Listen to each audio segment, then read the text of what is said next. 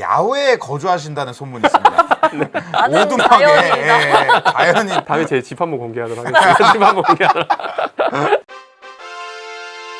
인사할 시간도 많습니다. 여러분의 시간을 위험하게 해드릴 위험하지만 쿨한 과학. 랩미팅입니다. 반갑습니다. 반갑습니다, 교수님들. 교수님들. 반갑습니다. 아 진짜 이거 좀 약간 좀 불편하고도 조금 좀 까다로워. 더 불편해요? 예민한 주제로 아니, 바꿔봤습니다. 위험한 주제. 한번 차근차근 살펴보겠습니다. 예. 과연 살균 소독제 안전성. 자, 코로나19만 아니었다면 우리가 살균 소독제를 많이 썼을까요? 안 썼겠죠. 평소에 우리가 썼습니까? 안 썼잖아요. 안 썼죠. 가끔 찝찝할 때 더러운 거 묻었을 때 물티슈나 뭐 쓴 거지 분무 형태로 뿌리는 이런 우리가 습관은 이런 건 사실 없었어요. 이런 문화도 없었고 그렇죠. 그러지 않았습니다. 그래서 저기 살균 소독제 쓰이는 성분들이 여러 독성들이 연구됐었는데 사실 흡입 독성에 대해서 연구가 거의 안 됐었어요. 왜냐하면 저거를 그렇게 쓰지 않았었으니까요. 네, 지금 보면 여기저기 식당이든 뭐 공공시설 보면 막 뭐라 붙어 있죠? 뭐 하루에 2번 정기 방역을 하고 있으니 안심하십시오라고 말을 해요. 그래서 보면 뭐 어린이집이든 유치원이든 막 이래요. 초등학교든 포그건이라고 하죠. 포그건 욱 나오는 거 있죠. 연무기. 네, 연무기 막 포그건이 막 있어. 연무기를 뿌린 다음에 여러분들 안심하십시오. 막 이런 되면 또 우리가 그런 냄새 또 맡으면 또 한편으로 마음이 편하네요. 코로나19가 다 죽었겠구나. 뭐 이렇게 생각을 하게 되는 거죠. 그러니까 지금 너무 남발하고 있어요, 사실은. 그걸 좀 오늘 지적하고자 하는 겁니다. 자, 그럼 왜 이렇게 포그건 막 공기 중에다가 이게 뿌리게 됐는지 그 이유가 있죠. 괜히 하는 건 아닙니다. 과학적 근거가 있습니다. 바로 저 코로나19 바이러스의 생존 기간 때문이죠. 에어로졸 공기 중에 떠 있어도 뭐예요? 무려 3시간을 버팁니다. 사실 바이러스는 숙주를 벗어나면 오래 못 살아요. 정말 짧거든요, 살아있는 시간이. 근데 3시간 버티는 정말 독한 아이입니다. 심지어 유리에 붙어 있어도 이틀 버티고요. 스테인리스나 플라스틱에 붙어 있어도 4일 버팁니다. 심지어 우리 마스크 쓰고 있죠? 마스크 겉면에서도 무려 7일을 버팁니다. 이렇게 정말 생존력이 뛰어나기 때문에 전 세계적인 팬데믹 현상이 생긴 거죠. 예, 그렇게 된 거예요. 그러니까 뿌리는 건 이해는 가요. 사람들이 근데 독성을 몰라요. 몰랐다는 거죠. 이게 문제입니다. 그럼 소독제 성분을 유명한 게 뭔지 알려드릴게요. 바로 제일 유명한 게 1등을 뽑으라고 하면 잽니다. 염화 벤잘코늄이에요. 벤잘코늄 클로라이드라고도 하고요. 근데 이걸 오해하지 마세요. 원래 많이 쓰던 겁니다. 살균 소독제 널리 쓰던 거예요. 금지 품목이 아니에요. 피부 소독할 때도 쓰고 항균 티스에도 쓰고 방부제, 손세정제, 심지어 수술 도구 소독할 때도 씁니다. 그러니까 일상적인 거예요. 바닥 청소할 때 쓰고. 이게 왜 의료용에 많이 쓰였냐면요. 의료용에 썼는데 문제가 생기면 안 되겠죠? 네. 그러니까 상처 부위에 자극 없이 소독할 수 있어요. 정말 어떻게 보면 최고의 피부 독성 측면에서는 거의 없는 거의가 미미한 수준의 피부 독성으로 안전한 소독제였어요. 그러니까 널리 쓰던 거죠. 근데 문제는 뭐냐면 저거에 대한 흡입 독성 결과가 별로 없었어요. 그러다 보니까 이게 평소에 쓰던 거니까 그리고 효과도 좋아. 그러니까 이거를 마구 뿌려야 된다는 생각을 어느 순간 하게 된 거예요. 그래서 연구 결과를 그냥 보여드리겠습니다. 연구 결과입니다. 차근차근. 2020년 얼마 안 됐죠. 산업안전보건연구원에서 연구 결과를 발표합니다. 동물에다가 한번 흡입을 시켜봤어요. 흡입을 막 시켜봤더니 알레르기, 비염이 유발되더라. 발표했고요. 자, 그 다음 넘겨주시고요. 아마 독성학으로는 우리나라에서 굉장히 유명하시고 세계적으로 저명 학자신데요. 엄청 유명하시죠. 네, 굉장히 유명하십니다. 저도 개인적으로 존경하는 분이신데요. 경희대 박은정 교수 연구팀에서 최근에 발표를 합니다. 논문으로. 염화 벤잘코늄 폐에 들어가면 어떻게 될까? 폐 조직이 손상되더라. 저 전날에 어떤 연구 결과를 발표하냐 넘겨주세요. 한 28일 정도의 쥐에다가 한번 노출시켜봤어요. 0.01%, 0.001%, 0.005%씩 주일에씩 4번 노출시켰어요. 그때 0.01%에 노출한 쥐의 폐 조직에서 만성 염증성 병변이 일어납니다. 그러니까 한마디로 폐세포 면역체가 손상이 와 일부. 이걸 명확하게 밝힌 최초 연구입니다. 그래서 이게 엄청 화제가 되죠. 이렇게 연구한 사람이 없었어요. 그동안 이거 몰랐던 거죠. 그러니까 그동안 막 마구잡이로 막 사람들이 포구건으로 여기저기 막 여러분 안심하세요 하면서 마구 뿌렸던 거예요. 코로나 바이러스 죽인 건 맞지만 우리 폐세포도 같이 죽었죠. 이게 핵심인 겁니다. 물론 지금 아까 연구 데이터상으로 보면은 엄청 낮은 농도에서는 그게 없었나 보네요. 0.01에서 그랬던 것 같고 주에 한 번 4주 해서 총 4회. 그렇죠. 그러니까 이거는 사실 뭐 이렇게 소독된 데를 저희가 엄청 자주 가는 환경이 있었잖아요. 그렇죠. 그때 좀 그런 환경이 있었고 심지어 소독을 직접 하시는 분은 저거보다 더 어떻게 보면 가혹한 환경이니까. 그렇죠. 물론 마스크 쓰시지만 일반 마스크로는 저런 것들이 다 통과됩니다. 저런 소독제 성분이 마스크 필터를 못 걸러요. 그래서 들이마시는 거죠. 완전 이런 마스크 쓰시면 완전 무장을 해야 되는 거예요, 사실은. 근데 안 하고 하시는 분들이 워낙 많아가지고 사실은 그런 거를 더 이렇게. 근데 그거 진짜 저도 실험할 때 많이 썼는데 정말 숨이 안 쉬어지거든요. 숨이 안 쉬어집니다, 사실은. 숨을 쉬기 위해 막 온갖 근육을 다 쓰는 느낌이에요. 이러면서 해야 겨우 쉬어지는데 네. 정말 극도의 환경인데 네. 그래도 이걸 쓰는 게 맞겠네요. 네, 그래서 저 연구 결과 보면 무슨 생각이 드냐면 저게 이제 동물 실험 가지고 이제 일반 성인한테 이제 예상을 할 수 있단 말이에요. 추론할 수 있어요. 성인한테도 이 정도면 안 좋겠다. 폐 조직이 폐세포가 손상을 간다. 그럼 아이한테는 어떻겠습니까? 훨씬 더 안 좋다는 얘기입니다. 하루하루가 성장하는 사람들이기 때문에 성장하는 아이들이기 때문에 그걸 들이마시면 폐세포 영향을 준다는 얘기예요. 특히 더 많이. 유치원 같은 데는 엄청 소독 많이 그렇죠, 하잖아요. 그렇죠. 그래서 이런 식약처나 이런 데서 뭐라고 하냐면 이 뿌리는 형태는 좀 자제해라 이제는. 근데 너무 또 강하게 이게 보도를 해버리면 사람들이 또 이게 오해해서 아이 쓰지 말라는 건가? 막 이렇게 또 이렇게 오해도 하고 뭐 이러다 보니까 아주 강하게 어필을 못하는 것 같아요. 보도를 못하는 것 같더라고요 지금 실제로. 그러니까 제가 하고 싶은 얘기는 뭐냐면 식약처 지침대로 하면 돼요. 뭐냐면 예를 들어서 누가 확진자 왔다 갔어요. 그럼 우리 어떡하죠? 진짜 막 여기저기 막 마구마구 뿌리잖아요. 네. 그러지 마시고 확진자가 왔다 가면도 공기중에 뿜어냈다 치더라도 환기가 잘 된 조건이면 환기를 해주시는 게 나아요. 정말 환기가 안 되는 뭐 지하 막 이런 데라면 모르겠지만 일반적으로 환기면 됩니다. 그리고 가장 좋은 거는 수건 같은 걸레 같은 데다가 찍찍 살짝 묻혀요. 묻어서. 네, 묻혀가지고 닦는 거죠. 그럼 휘발되더라도 그 양이 에어로졸로 하는 것보다 훨씬 그 양이 확실히 줄어들어요. 들이마실 양이 확 줄어드는 거죠. 그래서 염화 변자균의 분무는 이제 자제하시라 제가 말씀드리고 싶고요. 자, 그럼 이제 어떤 분들이 이제 질문을 하시냐면 제가 쓰는 손소독제의 성분을 보니까 염화 변자균이 없는데요? 라는 질문이 굉장히 많습니다. 염화 변자균 없는데요? 괜찮네요. 뭐라고 하냐면 100% 에탄올에 적혀 있는 게 꽤 많아요. 네. 100% 에탄올. 저도 네. 메이크업을 하면서 네. 고객분들 만나기 전에 항상 이렇게 에탄올로 손을 네. 소독을 하거든요. 네. 이것도 안 좋아요. 네, 그래서 100% 에탄올이니까 다들 그러세요. 이거 염화 변자균 아니니까 괜찮지 않습니까? 또 뭐라고 하시냐면 에탄올은 이거 술이지 않습니까? 술의 주성분이니까 우리가 먹는 거 아닙니까? 그러니까 이거는 괜찮지 않습니까? 이런 질문 정말 많이 하시는데 그래서 터진 사건이 가습기 살균제 사건입니다. 가습기 살균제 사건 아시죠, 여러분들? 사망자만 1,700명 정도 나왔고요. 피해를 안타까운. 호소하신 분이 7,000명대. 실제 건강 피해 추정 인원이 한 50만 명을 봅니다. 실제 그걸 사다 쓰신 분이 350만 명에서 400만 명 정도 돼요.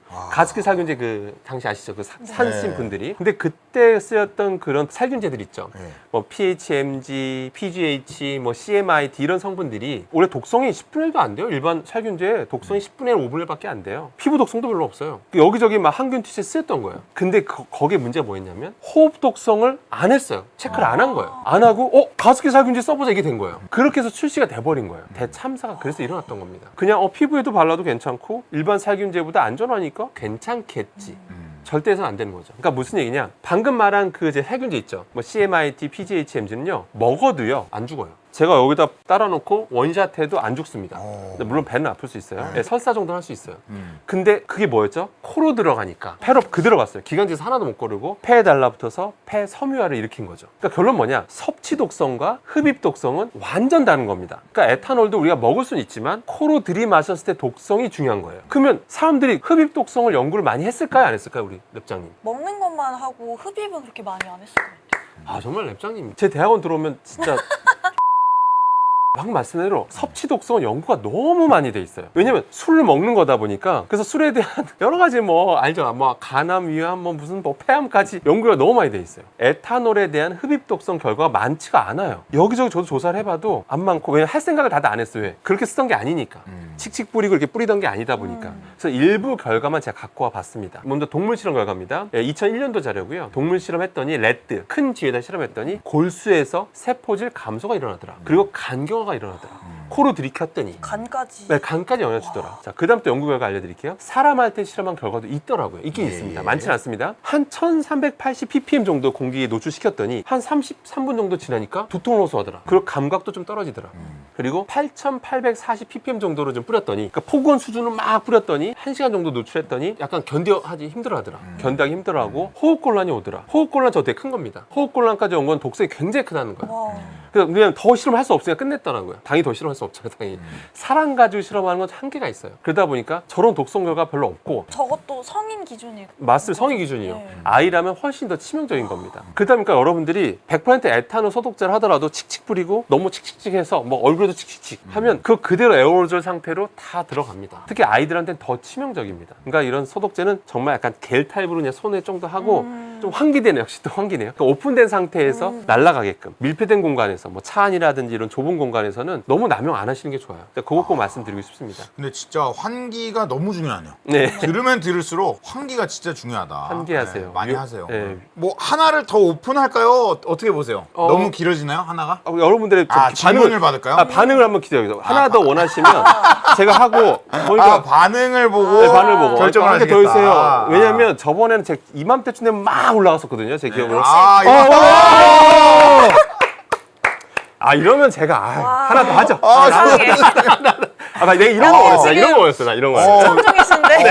여러분 안 주무셨군요. 와. 나 자는 줄 알았어요. 너무 글이 천천히 올라오니까. 그러니까요. 근데 너무 무서운데요 지금. 알겠습니다. 깜짝 무서워요. 이 정도 제임스 웹 챕팅 화력 수준인데요. 제가 그렇죠. 네, 그 정도 수준이었는데요. 네. 제임스 웹은 이렇게 3시간을 안 했어요. 저희는 찰나의 순간이지만 찰나의 순간. 저희 이 순간을 즐기자고요. 알겠습니다. 이 순간만큼 저희가 이 제임스 순간을 웹이라고. 즐기자고요. 알겠습니다.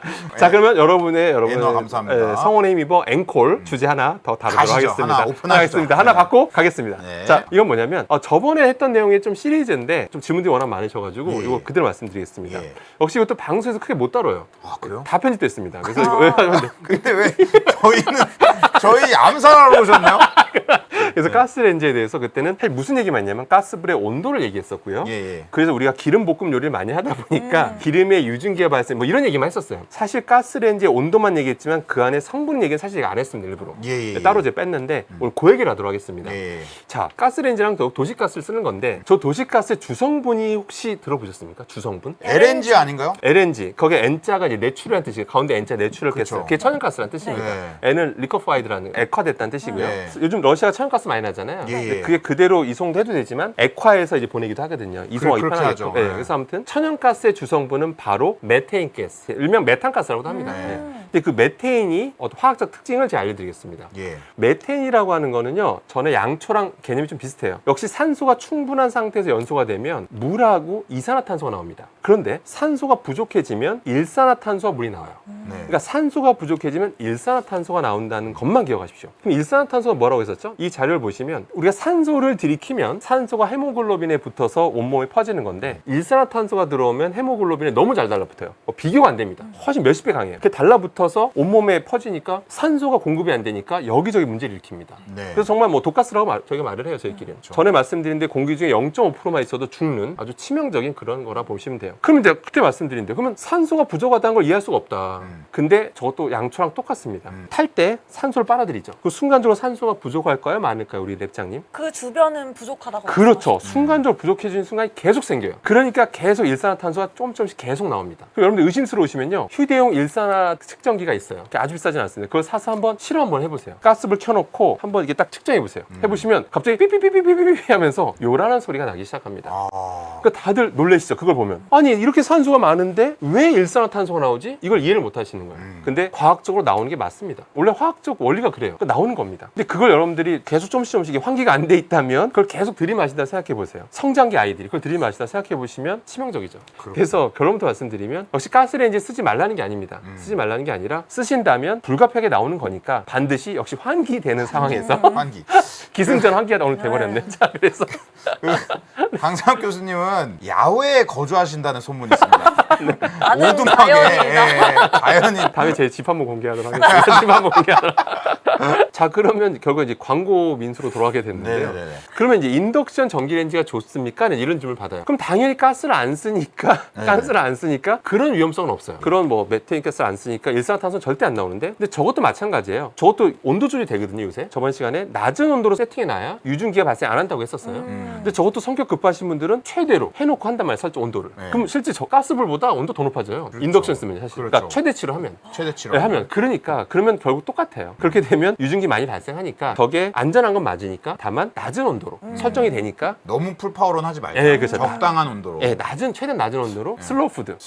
천천히 좀 해드셔야 됩니다. 근데 이런 질문 많이 하세요. 전기레인지 인덕션 좋습니다, 교수님. 그런데 전자파는 어떻게 하실 건데요? 그러니까 전자파 걱정이 된다. 근데 전자파 논란이 최근에 또 됐었어요. 기억하실지 모르겠는데 목 선풍기 했을 때 목 선풍기에서 전자파 많이 나오니까 뭐 위험하다 뭐 논란이 있었는데 전자파 논란 정말 오래됐습니다. 그러니까. 아마 양님도 막 10년 전부터 들어보셨을 거예요.